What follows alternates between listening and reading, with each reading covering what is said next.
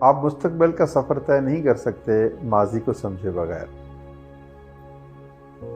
اپنا ماضی، اپنی روایت، اپنی تہذیب، اپنا سلیقہ، یہ جب تک ہم اس کو نہیں سمجھ، اپنی تاریخ، اپنی معاشرت، اپنے ہیروز، ماضی سے کٹ آف ہو نہیں سکتے، ہم خلا میں چلے جائیں گے۔ تو جیسے زبان ہے، آپ نے اردو کی بات کی، اردو صرف زبان نہیں ہے، اردو جینے کا ایک ڈھنگ ہے، ایک تہذیب ہے۔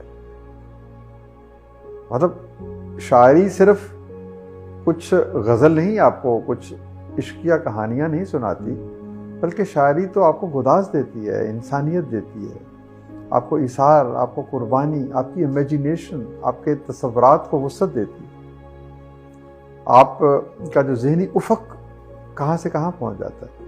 تو شاعری، اقبال کی شاعری دیکھ لیں یا غالب کی شاعری دیکھ لیں، اس میں تصوف بھی ہے، اس میں فلسفہ بھی ہے، اس میں پند و نسائی بھی ہیں، اس میں آگے بڑھنے کا جذبہ بھی ہے، اس میں وہ آپ کی خون کو بھی گرماتی ہے، وہ آپ کو غربت سے بھی جوڑتی ہے، وہ آپ کی اصلاح بھی کرتی ہے، وہ ریفرمیشن بھی ہوتی ہے، وہ ویژن بھی دیتی ہے، وہ آپ کو ماضی کی کہانیاں بھی سناتی ہے۔ اقبال کی آپ کلام پڑھیں تو اس میں سے آپ کو ہر اگلا شعر میں سے کوئی قرآن کی آیت کی تفسیر جھلکتی ہوئی نظر آتی ہے۔ وہ آپ کو اپنے ماضی کے ہیرو سے جوڑتی ہے، وہ آپ کو اپنے ماضی کے تفاخر سے پیوست کرتی ہے۔ اب غالب کو دیکھیں، مطلب غالب کی جو امیجینیشن ہے وہ آپ کو ایک اور ہی کیفیت میں لے جاتی ہے۔ یعنی آپ ارد گرد میں نہیں رہتے، آپ ایک فزیکل ماحول سے میٹا فزیکل میں چلے جاتے ہیں، طبیعتی زندگی سے مابعد الطبیعتی ماحول میں چلے جاتے ہیں۔ تو جہاں پر غالب کا تصور پہنچتا ہے وہاں پر عام آدمی کی پہنچ ہو ہی نہیں سکتی۔ آپ کوئی بھی شاعری غالب کا شعر پڑھ لیں، اسی طرح اردو شاعری باقی بھی ہے۔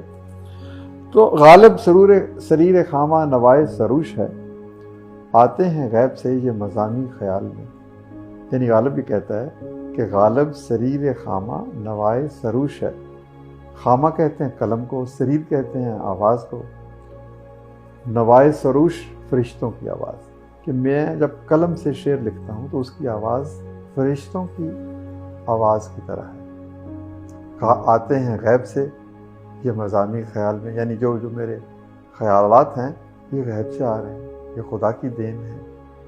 تو اب اس طرح کی امیجینیشن، آپ اگر کہیں کہ میں نے تو صرف اکنامکس پڑھنی ہے 2+2، یا میں نے صرف کمپیوٹر کی تعلیم حاصل کرنی ہے، وہ آپ کو ایک اور طرح کا علم دے گا۔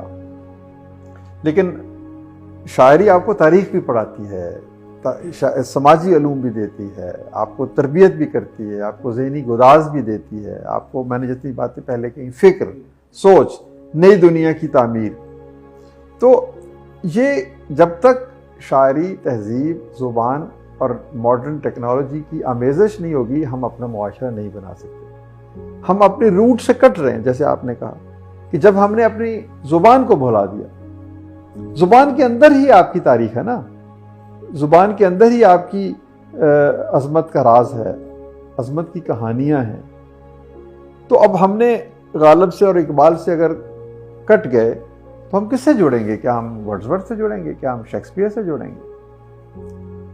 تو جو بچہ پرائمری سماعت میں جو دیہات میں پڑھتا ہے اس کو آپ کیا بتائیں گے؟ کس زبان میں آپ کہانی سنائیں گے؟